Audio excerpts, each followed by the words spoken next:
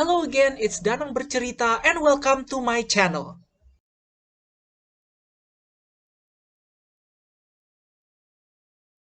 Sebelum saya membahas topik utama di video ini, saya ingin bercerita sedikit tentang apa yang saya pernah tonton di film ataupun serial televisi buatan Hollywood tentang Perang Afghanistan. Perang yang disebut sebagai War on Terror atau Perang Melawan Teror adalah upaya Amerika Serikat dalam rangka menumpas tindakan terorisme setelah serangan terhadap gedung World Trade Center atau WTC pada 11 September 2001 yang didalangi oleh Osama bin Laden sebagai pentolan kelompok teroris Al-Qaeda. Hal inilah yang membuat Amerika Serikat mengirim kekuatan militernya ke negara tersebut. Sementara itu, mengenai tentang film Perang Afghanistan yang pernah saya tonton seperti 12 Strong, Lone Survivor, dan Zero Dark Thirty, digambarkan bahwa pasukan khususlah yang menjadi garda terdepan dalam penumpasan terorisme.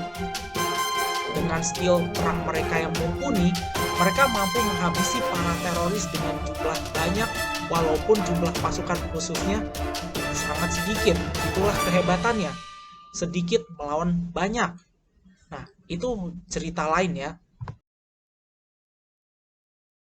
Dan di video ini saya akan bercerita bagaimana satuan elit milik TNI AL bernama Korps Komando Angkatan Laut atau Korps Marinir yang pernah bertempur melawan kelompok yang serupa dengan Al-Qaeda yaitu DITII. Lebih dalamnya, operasi militer tersebut dinamakan sebagai Operasi Gunung Gede Pangrango.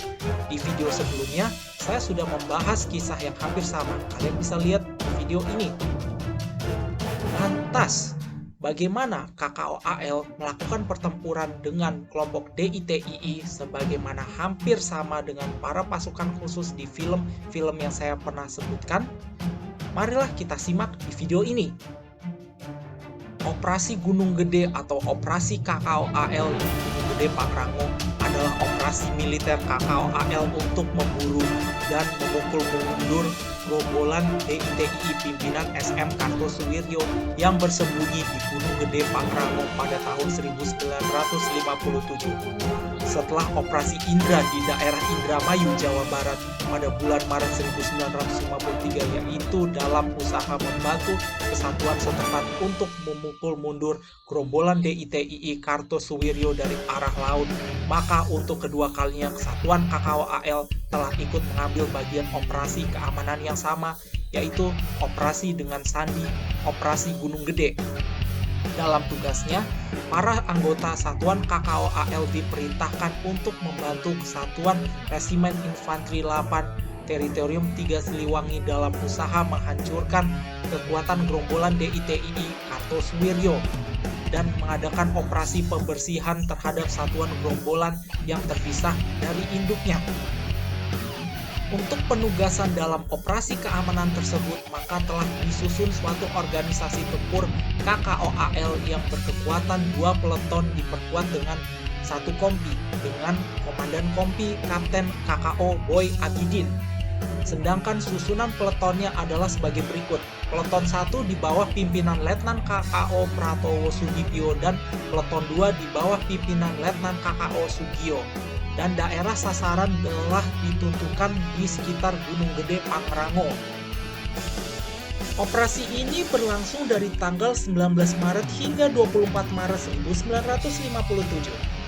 Operasi ini dilaksanakan atas perintah lisan dari Kasal saat itu, yaitu Laksamana R. Subiakto, yang kemudian disusul dengan telegram Kasal 18-13-30 bulan Maret 1957 /079, yaitu untuk kedua peleton pasukan KKOAL yang diperintahkan untuk memberi bantuan kepada Resimen Infanteri 8 Tentara Teritorium 3 Siliwangi dalam rangka operasi keamanan.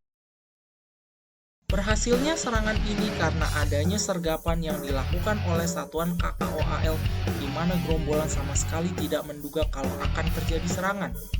Hal ini dibuktikan pada saat pasukan KKOAL mendekati sarang gerombolan sampai dengan jarak 15 meter. Kesempatan ini dilakukan penyerangan yang gencar, sehingga dalam keadaan yang demikian itu gerombolan panik sekali serta meninggalkan korban yang tak sempat dibawa lari. Selanjutnya, pasukan KKOAL terus melakukan pengejaran terhadap sisa-sisa gerombolan yang melarikan diri ke pasir datar dan akhirnya pasukan dapat mencapai Curug Ciheleng.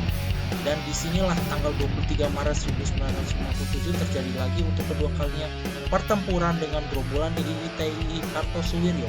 Pertempuran berlangsung kurang lebih 10 menit. Dengan suatu gerakan yang cepat dan pasti, akhirnya gerombolan tersebut dapat dipukul mundur. Gerombolan tersebut mundur ke arah utara di mana di situ terdapat banyak pegunungan dan hutan-hutan liar. Dengan selesainya pertempuran di Curug Ciheleng, kemudian pasukan bergerak ke selatan ke pasir datar dan ternyata selama gerakan terakhir ini tak terjadi kontak senjata satupun. Sesuai dengan perintah yang dikeluarkan oleh Resimen Infanteri 8 Tentara Teritorium 3 Siliwangi, maka sampai di sini berakhirlah gerakan pasukan KKOAL untuk selanjutnya pada jam 8 malam pasukan kembali ke Sukabumi. Dari Sukabumi malam itu juga jam 10 pasukan terus kembali ke Jakarta dengan diangkut oleh 7 buah truk TNI AD dan akhirnya tiba di Jakarta dengan selamat pada jam 3 pagi dini hari, tepatnya pada tanggal 24 Maret 1957. KKOAL berhasil menewaskan beberapa anggota gerombolan DITNI dan merampas dokumen selama 2 kali pertempuran. Selanjutnya, KKOAL telah mendapatkan suatu pengalaman baru dalam melaksanakan operasi di daerah pedalaman dan pegunungan dengan daerah medan yang berhutan lebat serta hawa yang cukup dingin. Cuaca di daerah operasi ini selalu dipenuhi kabut yang tebal dan hal ini mengakibatkan pasukan harus berhati-hati dalam melaksanakan gerakan selain hilang pandangan ke depan dan sekelilingnya. Juga dikarenakan jalan yang ditempuh oleh pasukan harus mendaki dan menurun jalan itu sendiri tak pernah dilewati oleh manusia.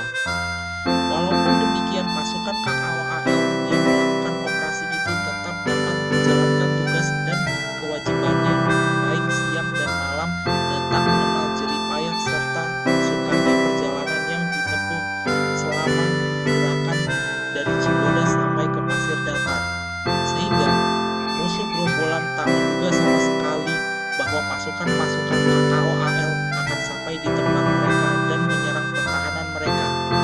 Pasukan KKOAL tidak hanya mampu melakukan suatu operasi pendaratan di daerah pantai saja, tetapi bahkan dalam operasi pengamanan di daerah pedalaman dan pegunungan dengan kondisi hutan dan cuaca yang jelek, KKOAL telah sanggup dan mampu melakukannya dengan baik.